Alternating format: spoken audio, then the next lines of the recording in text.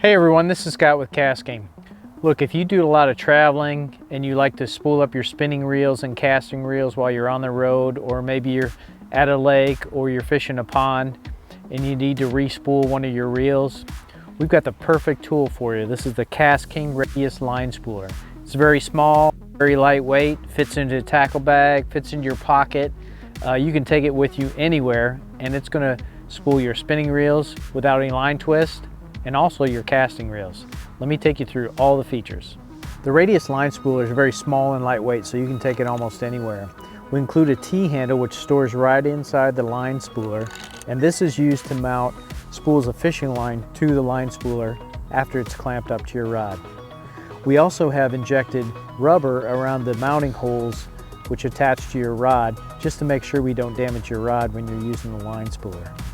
And finally, we include 2 of the KastKing line bosses.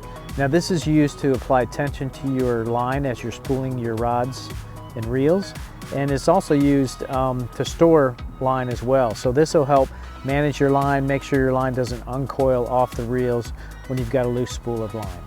To spool a spinning reel, you want to first remove the T-handle and just set it aside.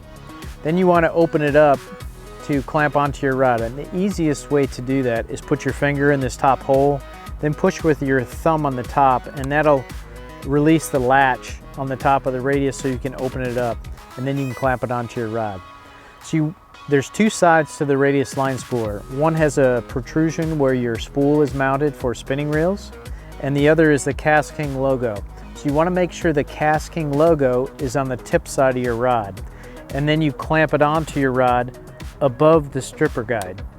Now in some cases, the rod blank may be too small, so it is okay to mount it below the stripper guide, but we recommend, if possible, mount it above the stripper guide so you can run the line through the stripper guide back to your reel. Next, you want to take one of the line bosses we provided, and you want to run the line through the eyelet of the line boss, wrap the band around your spool of line, just like this. And then you take the sliding collar on the back side and you slide it all the way down, and this will apply tension so you can adjust the tension you need as you're spooling up your reel. Next, using the T-handle, you want to mount the spool of line to the Radius Line Spooler. Now this is very critical. You want to make sure the line is uncoiling off the spool and coiling onto your spinning reel in the same orientation so you don't get any line twist. And in order to do this, you run the T-handle through the spool, pull on the line, and the spool should spin clockwise direction.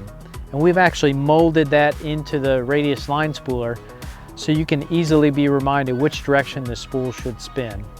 Once you have all that figured out, then you just mount this directly onto the Radius Line Spooler. Once you have the spool mounted on the radius, you want to make sure that you don't over tighten. This spool needs to spin freely in order to work properly. Then you run the line through the line guide in the Radius Line Spooler right here, then back through the stripper guide, and then back to your spool on your reel, tie it off, and begin spooling away. Now if you need to adjust the tension, need more tension or less tension, it's really easy. You just take this line boss, and it has a sliding collar, and you can slide it in farther to tighten it or slide it back to loosen it up. To spool a casting reel, the first thing you need to do is remove the T-handle.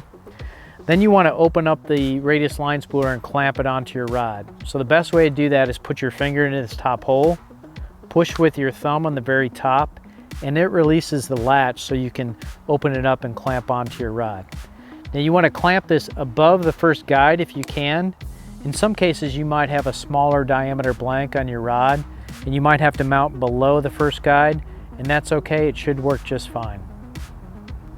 Next, you want to take one of the line bosses, and you want to run the line through the eyelet on the line boss, and then wrap the band around the spool of line, and then you want to tighten it down with the collar on the line boss, and this will help give you tension. You can also use the line boss to kind of manage your line or your leader line to make sure the line does not uncoil off your spool when you're not using it. Next, you want to take your spool of line and your T-handle And you want to first check to make sure the line is coming off the top of your spool. So it should come up off the top of your spool of line and directly onto the top of the spool on your casting reel. So you don't want any line twist. That way it comes off the top of one onto the top of the other reel and you won't have any line twists. So once you get that figured out, run the T-handle through the correct side of your spool, and then you just want to slide this through the hole on the side of the radius. And we have a quick adjust latch over here. So you just slide this latch down and that locks the T-handle in place.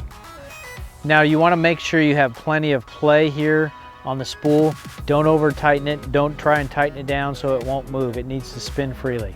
Once you have your spool of line mounted to the radius line spooler, then run the line through the first guide of your rod, then back to your casting reel, tie off to your casting reel, and then begin spooling up your casting reel and fill it up, and you should be good to go. The KastKing radius line spooler. It's small, it's compact. You can take it anywhere. It's very easy to use. And you can go anywhere and spool up spinning reels and casting reels without any line twist. Go check it out.